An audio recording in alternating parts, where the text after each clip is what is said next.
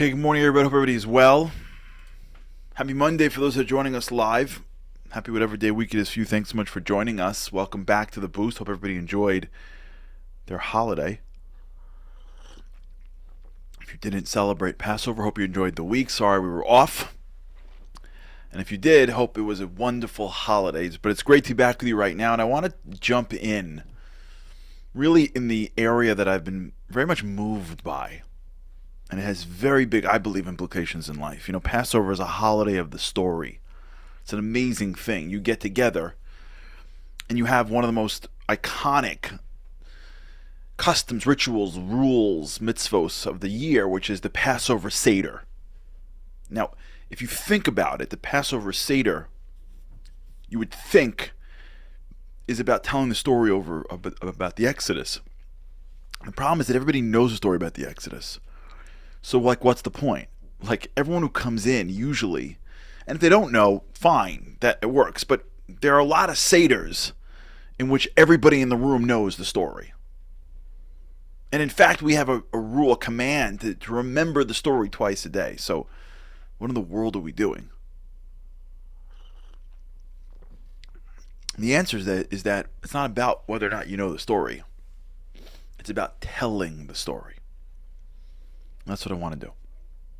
That's where I want to go, with your permission. Story. Because I got to tell you something. The most powerful thing that you have in your life is story. The most powerful, timeless bit of what's called educational technology is not on an iPad, and it's not on a podcast platform. The most powerful, timeless bit of educational technology is a story. And if you know how to use a story right, it can change yourself and it can change the world around you. It wasn't until I was preparing for the Seders that I realized that, wait a second, this whole holiday is about stories. And then I started to pull back, wait a second, this whole religion is about stories. Look at the Bible. I mean, listen, the Bible is got a ton of laws. If you look at the Talmud, the oral law, it's filled with legal analysis. And yet for some reason, God spends most of the written Torah. If you look at the prophets, the writings, the Bible, look at the whole thing, most of it, the vast majority of it is a story. Why? Because God is employing the technology that He knows works. And that story is why we're still telling the stories thousands of years later. So what's a story? So let's begin. Let's understand it together with God's help. Let's see how it works in our lives. Let's see how we can use it to grow, to get better, to become more. So stories have two components to them. Facts and a narrative. The facts are what is particular and what is unique to that story. What happened? Who's the protagonist? What was the details? Where did it take place? Who are the characters? When you look at a story, you're met with the facts. But like the famous story of the Trojan Horse, where the warriors, I believe, of Sparta, I don't remember, but I think it's Sparta, was trying to conquer a certain land. I'm a little rusty in my Greek mythology. I don't think it's my Greek history. But for those who don't know the origins of the story of the Trojan Horse, I think it was the Spartans who were trying to conquer a certain city that was well fortified and appeared to have given up and disappeared off the coastline. And what was left behind was a beautiful, huge sort of statue of a horse. And the residents of the city that now has resisted the Spartans in the middle of the, came out and saw this horse, assumed that it was a gift a gift of victory, and wheeled the horse into the city, locked the gates, and went to sleep. Now, in the horse were soldiers. And as soon as everyone went to bed, the soldiers snuck out of the horse. The rest of the army was hiding hiding by the beach, and they unlocked the gates. And by the time morning hit, the city was ransacked. And Trojan Horse is now a common expression that explains something that comes in one way in order to penetrate in a non-threatening way, but has a different message. Right? If God forbid someone has a virus on the computer, it's the same thing. Someone sends you some type of email. We're from China and we run the largest manufacturing facility ever, and we want you to be our representative. Please email us back. And you engage in that and you fill out some kind of online form, and next thing you know, they own your computer. How'd that happen? Because they used something that was innocuous or something that was enticing,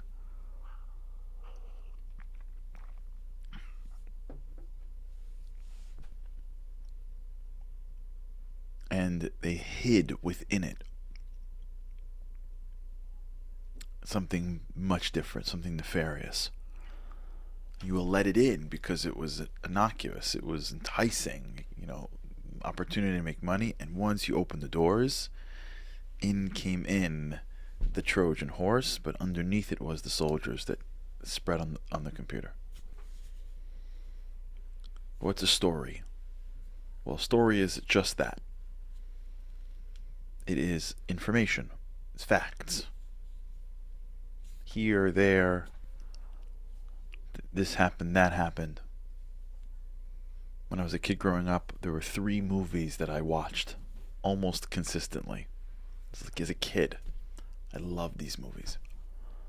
You may have seen them. One of them is about a kid from New Jersey who moves to California, gets beaten up in school, and all the cool kids in his high school do karate, but his mom doesn't want to teach him karate. But he's got a super in the building named Mr. Miyagi. You've heard of this movie before? Who teaches him how to fight, but in an unconventional way. And he's waxing his car, and he's painting the fence. Wax on, wax off, until finally he learns karate, goes to the tournament, is about to win, and then they kick him in the leg, put him in a body bag, Johnny, and then he comes back, faces the bad guy, and wins. Another movie I watched growing up was about a boxer from Philadelphia whose best friend Apollo Creed was playing against this Russian guy named Drago, and he punched him so hard that he killed him. And as a way to retaliate, to sort of seek some level of revenge, he goes to Russia to fight the souped up, doped up Drago. Right? Heart's on fire. Training.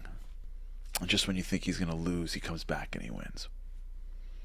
The third movie that I used to watch all the time is about a coach that went down to Indiana.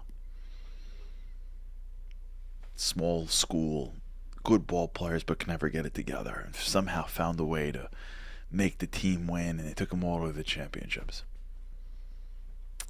So, Karate Kid and Rocky IV and Hoosiers are about very different facts. But they have facts. They have scenarios. They have situations. They have circumstances. They're somewhere. They're people. Rocky Balboa is not, Danielson. And it's not, Jimmy the Shooter from Indiana. Those are just facts. But they're Trojan horses. They come into your mind as you think about the facts, but unleash a very similar narrative. An underdog that gets put into a situation that has to go beyond himself to face this incredible challenge. And just when he's about to win, he almost loses. And then he ultimately wins. It's the same narrative. Because story has facts, but the facts is the Trojan horse. Underneath the facts is a narrative. Something that is the driver of all these facts. That even though the facts are different, tells a very different piece. It is the It's the underlying connection to it all. All right, we'll talk about what this is. All right, everybody. Nice to see you. Thanks for joining us. With God's help, can't wait to see you again tomorrow. Have a great day. Living on a lifeline, the world doesn't ever seem to change. Looking for the sunshine, but you're caught up in the rain. It's like your eyes are wide open, but you cannot see. You're watching life pass you by like 1, 2, 3. Walking in destruction, the winds of life blur your vision. All the devastation forever feels like you're on the run. It's time. No one else can set you free. You're locked inside, and only you have got the key.